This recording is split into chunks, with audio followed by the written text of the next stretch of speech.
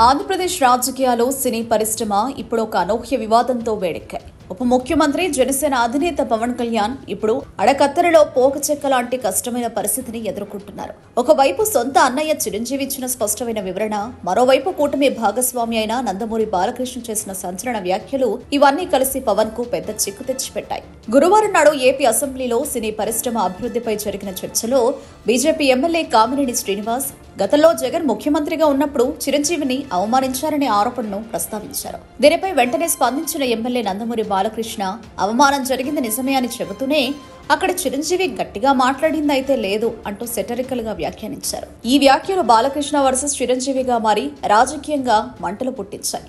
గత 5 ఏళ్లుగా ఉప ముఖ్యమంత్రి పవన్ కళ్యాణ్ అనేక వేదికలపై తన అన్నయ్య మెగాస్టార్ చిరంజీవికి జగన్ అవమానం చేశారని, 2 చేతులు జోడించి దండం పెట్టుకునేలా వ్యవహరించారని తీవ్ర స్థాయిలో ఆరోపణలు చేశారు. అయితే తాజాగా బాలకృష్ణ వ్యాఖ్యల నేపథ్యంలో మెగాస్టార్ చిరంజీవి ఆనాటి సంఘటనపై సుదీర్ఘ లేఖ ద్వారా స్పష్టత ఇచ్చారు. లేఖలో తనకు ఎక్కడా అవమానం జరగలేదని క్లారిటీ ఇచ్చారు. జగన్ తనను సాధారణంగానే ఆహ్వానించారని, గౌరవపూర్వకంగా చర్చించారని తెలిపారు. తాను సామాన్యుడి నుంచి ముఖ్యమంత్రి దాకా ఎవరి దగ్గరైనా గౌరవం ఇచ్చి పుచ్చుకుంటాను అని చెప్పడం ద్వారా పదే పదే జరుగుతున్న ఈ ఆరోపణలకు ముగింపు పలికారు. ఈ క్లారిటీతో 5 ఏళ్లుగా పవన్ చేసిన ఆరోపణలు బలహీనపడినట్లయ్యాయి. ప్రస్తుతం కూటమిలో కీలక నేతగా ఉప ముఖ్యమంత్రిగా ఉన్న పవన్ కళ్యాణ్ ఇప్పుడు ఇరుకున పడ్డారు. తన అన్నయ్యకు అవమానం జరగలేదని స్పష్టత ఇచ్చినప్పటికీ కూటమి భాగస్వామి అయిన బాలకృష్ణ వాదనను ఖండించడం రాజకీయంగా కష్టమవుతుంది. ఒకవేళ బాలకృష్ణ వాదనకి మద్దతిస్తే అన్నయ్య చెప్పిన మాటకు విరుద్ధంగా నిలబడాల్సి వస్తుంది.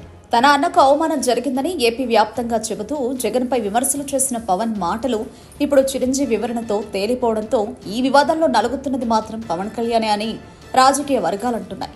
మరి ఈ క్లిష్ట పరిస్థితిపై పవన్ ఎలా స్పందిస్తారో చూడాలి.